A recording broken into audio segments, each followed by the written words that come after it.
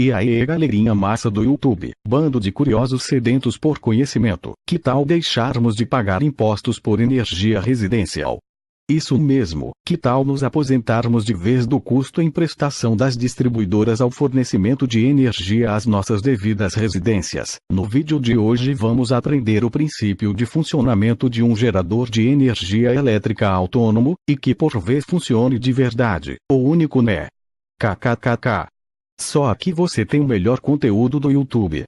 Gostou do vídeo? Se gostou e quer mais conteúdos do tipo, ajude o canal a crescer deixando desde já o seu like, e se inscrevendo no canal. Ative também o sininho para receber as notificações do canal, doações PayPal e contatos para negócio na descrição do vídeo. E aí, já se inscreveu? Já deixou o seu like? Então vambora pro vídeo sem mais blá blá blá.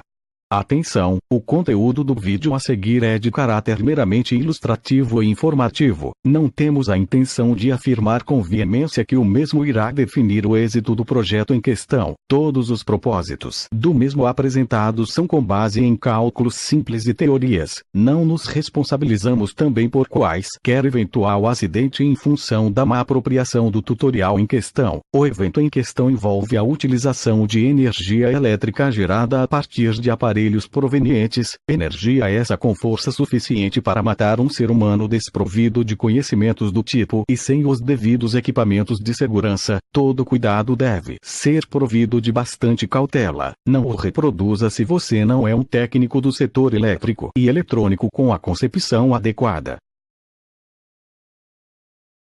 Para iniciarmos a compreensão do nosso projeto, primeiramente devemos ter em mente o que é um gerador de energia e o que é o nosso gerador de energia em questão.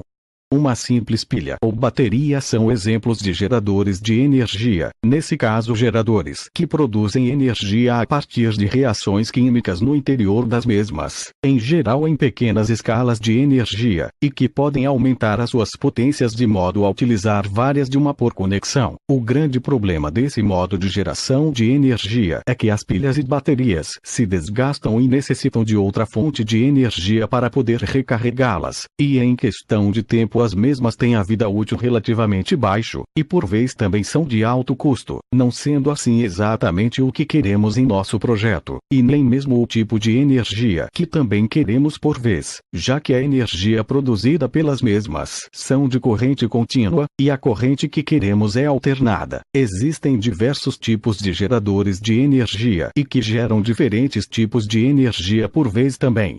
Energia elétrica, energia mecânica, energia eólica, energia térmica, e várias outras, e que quando não diretamente produzindo a eletricidade em questão podem ser convertidas na mesma através de ferramentas específicas.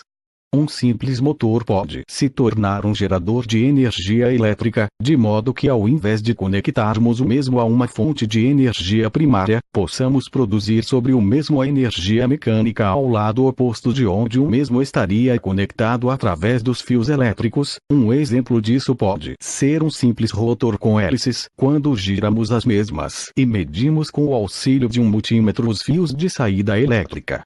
Diferente de pilhas e baterias, o motor é o tipo de gerador que podemos escolher para o nosso projeto em questão, e o motor ao qual iremos introduzir ao nosso projeto será bastante parecido com aqueles motores pequenos utilizados em carrinhos de brinquedo, porém com algumas pequenas diferenças, como o próprio tamanho e força específica.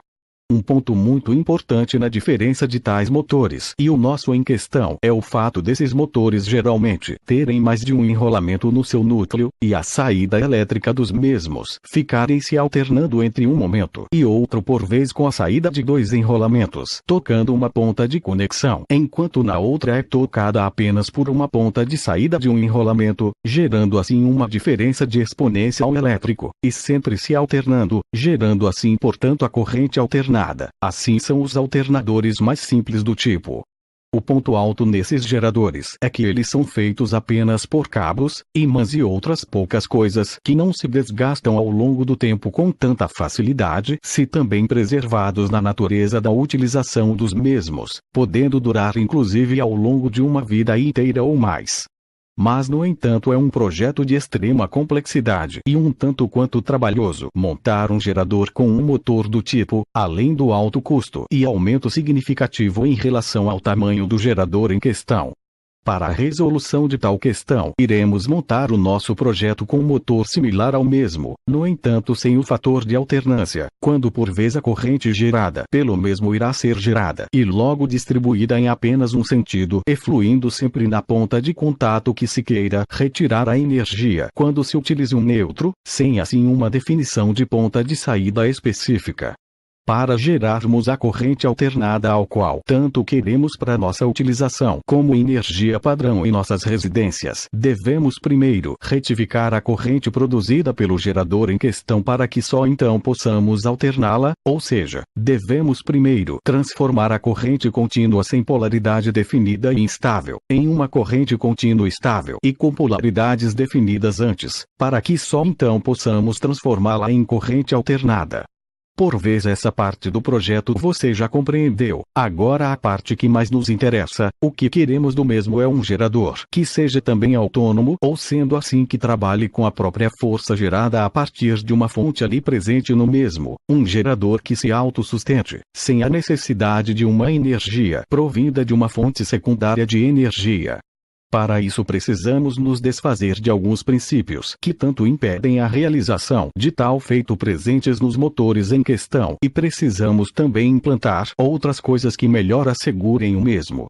E no nosso projeto os pontos presentes em questão são a ausência de atrito por parte do rotor que ali gera a energia, mais a presença de um dispositivo que faça a rotação do rotor sem uma fonte secundária de energia e que trabalhe de forma contínua, e por vez algo que também deixe estável o número de rotações do mesmo que no gerador em questão, nada mais é que o fato do mesmo ter o seu funcionamento sobre vácuo criado. E sim, agora vamos à parte técnica da coisa.